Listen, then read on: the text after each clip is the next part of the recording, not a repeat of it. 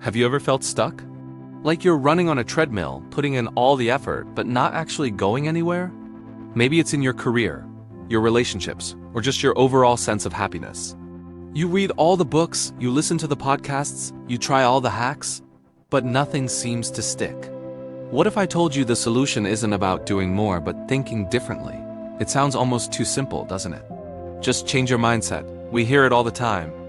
But it's one of those profound truths that can genuinely revolutionize your entire existence. Today, we're not just going to talk about this concept. We're going to break down exactly how to do it. Because when you truly change your mindset, you don't just see the world differently. You start to live in a different world altogether.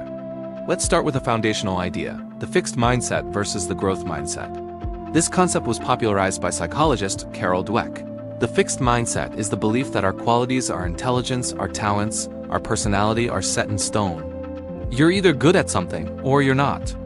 When you face a challenge, it becomes a test of your innate ability. If you fail, it feels like a verdict on who you are. This is the voice that says, "I'm just not a math person," or "I could never run a marathon." On the other side, we have the growth mindset.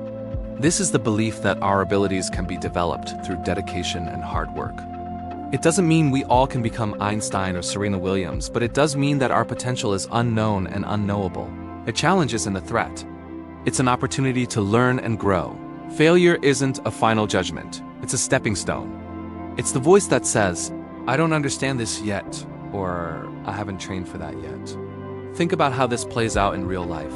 Imagine two people are passed over for a promotion. The person with the fixed mindset might think, "I guess I'm just not management material. My boss doesn't see my value." They might become resentful, disengaged, and stop trying. Their career stagnates, not because they lacked the ability, but because they believed they did. Now, consider the person with a growth mindset. They might feel disappointed, sure, but their internal dialogue is different. They think, okay, what skills can I develop to be a stronger candidate next time? I'm going to ask my boss for specific feedback so I know what to work on. They see it as a puzzle to solve, not a wall to hit. They enroll in a course, they seek a mentor, they take on new projects. And guess who's more likely to get that promotion in the future? This isn't just about professional success. It's about how you handle every aspect of your life. The growth mindset is the foundation, the fertile soil from which everything else can grow. So the first step is to simply become aware of your own inner monologue. When you face a setback, what's the story you tell yourself? Is it a story of limitation or a story of opportunity? Just noticing that voice is the beginning of changing it. Once you've started to cultivate a growth mindset, the next layer is mastering the power of perspective. Our minds are incredibly powerful storytellers. Two people can experience the exact same event and walk away with completely different realities based on the story they choose to believe. Let me give you a personal example. A few years ago, I was working on a project I was incredibly passionate about. I poured months of my life into it. And then it completely fell apart due to circumstances outside my control. My initial reaction was devastation. My fixed mindset voice screamed, "This is a disaster. All that time wasted. I'm a failure." I was stuck in a loop of frustration and self-pity. But after a few days of wallowing, I remembered I had a choice. I could choose to see this event as a catastrophic failure, or I could reframe it. I asked myself a different question. What did I learn from this? And the answers started flooding in. I learned about project management, about communicating with a team, about my own resilience. I realized the project wasn't a waste. It was an intensive, real-world masterclass that taught me lessons I couldn't have learned any other way. The event didn't change, but my story about it did. And by changing the story, I turned a source of pain into a source of power. This is a practice you can apply to anything. Stuck in traffic? It's not a disaster. It is a few extra minutes to listen to your favorite podcast or just enjoy a moment of quiet. A friend cancels plans? It's not a rejection. It's an unexpected free evening to relax, read a book, or catch up on a personal project. You have the power to be the editor of your own life story.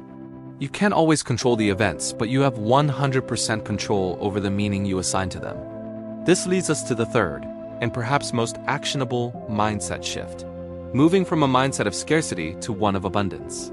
Scarcity thinking is the belief that there's not enough to go around. Not enough money, not enough opportunities, not enough love, not enough success. It creates a competitive zero-sum world where someone else's success feels like your loss. It's the little voice that feels envy when a friend gets a new job or feels fear when someone else pursues a similar goal. An abundance mindset is the opposite. It's the deep-seated belief that there is plenty for everyone. The world is full of opportunities, resources, and success. Someone else's win doesn't take away from your potential. In fact, it can inspire you and show you what's possible.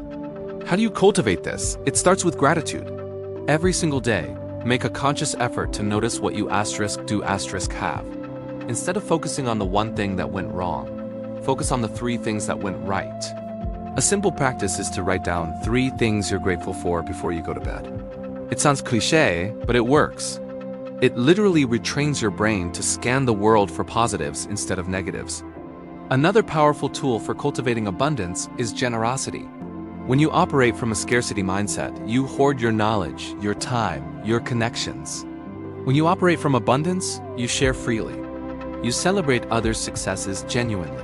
You offer help without expecting anything in return. And the funny thing happens when you do this. The universe seems to conspire to bring more opportunities and connections back to you. Generosity creates a positive feedback loop. By acting as if there is enough, you start to create a reality where there truly is. Let's bring this all together. It's not a one-time fix. It's a continuous practice. First, you recognize the voice of the fixed mindset and consciously choose the growth mindset. You start saying, "Yet, I can't do this ... yet." Second, you become the master of your own perspective. You take control of the narrative and reframe challenges as opportunities for learning. You ask, "What can this teach me?" instead of "Why is this happening to me?" And third, you shift from scarcity to abundance by practicing gratitude and generosity. You celebrate others and share what you have, knowing that the pie is big enough for everyone. Changing your mindset is like learning a new language, the language of possibility. At first, it feels awkward. You have to consciously translate your old negative thoughts into new, empowering ones. But with consistent practice, it becomes second nature. It becomes your default way of thinking. And when that happens, your life inevitably changes.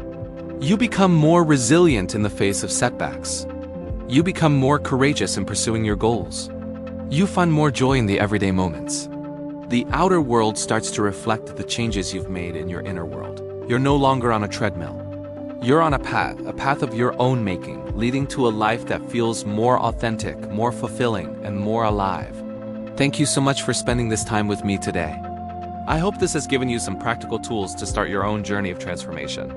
If you found this helpful, please give this video a like and consider subscribing for more content on living a more intentional life.